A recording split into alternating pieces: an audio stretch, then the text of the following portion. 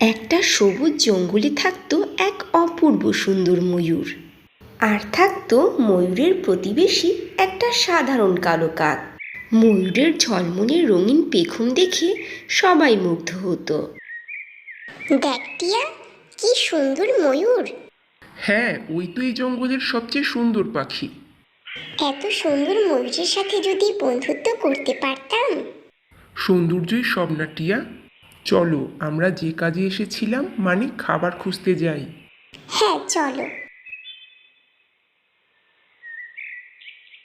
ময়ূরটি ছিল খুবই অহংকারী। আমার মতো সুন্দর আর কেউ নেই। এই জঙ্গলের সবচেয়ে সুন্দরী পাখি আমি। সবাই আমার সাথে বন্ধুত্ব করতে চায়। ময়ূরের ওর নিজের সৌন্দর্যের প্রতি এত প্রশংসা সবকিছু কাক চুপচাপ বসে বসে দেখতো আর শুনতো। কাকটা দেখতে সাধারণ আর কালো হলে কি হবে, কাক ছিল খুব বুদ্ধিমান আর দয়ালু।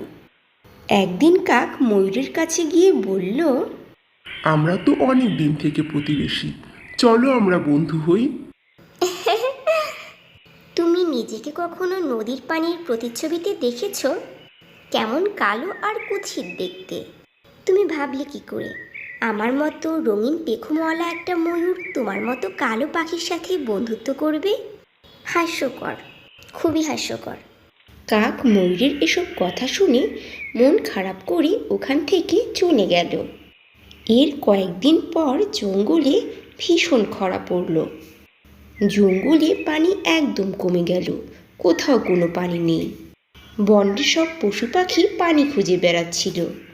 ময়ূর তার ভারী পেখম নিয়ে বেশি দূর উঠতে পারছিল না। তৃষ্ণায় সে দুর্বল হয়ে পড়ল। কাকও পানির খোঁজ করছিল। কাক আকাশে উড়তে উড়তে দূরে একটা ছোট্ট পানির উৎস দেখতে পেল। পানির উৎসটা দেখে সে দ্রুত তার প্রতিবেশী ময়ূরের কাছে ফিরে আসলো আর ময়ূরকে বলল, আমি জানি ময়ূর, তুমি অনেক তৃষ্ণার্ত, তৃষ্ণায় একেবারে দুর্বল হয়ে পড়েছ। তোমার এই সুন্দর আর ভারী পেখম নিয়ে উড়ে উড়ে যে পানির খোঁজ করবে তাও পারছো না। আমি এখান থেকে একটু দূরে একটা ছোট্ট জলাশয়ের সন্ধান পেয়েছি। তুমি যদি চাও তোমাকে আমি নিয়ে যেতে পারি। সত্যি? তোমাকে আমি কালো কদাকার বলে এত অপমান করলাম, তাও তুমি আমাকে পানির সন্ধান দিচ্ছ? কাক মৃদু হাসল আর বলল, সৌন্দর্য দিয়ে জীবন চলে না, কিন্তু ভালো মন অনেক জীবন বাঁচাতে পারে।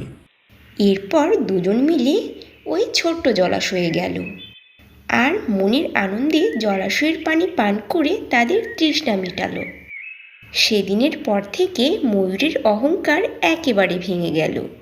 ময়ূর কাককে তার সত্যিকারের বন্ধু বানালো আর কখনো কাউকে চেহারা দেখে ছোট করে দেখল না।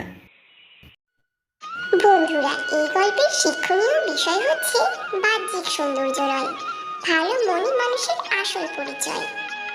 গল্পটি ভালো লাগলে চ্যানেলটি সাবস্ক্রাইব করে লাইক কমেন্টস করতে ভুলো না কিন্তু।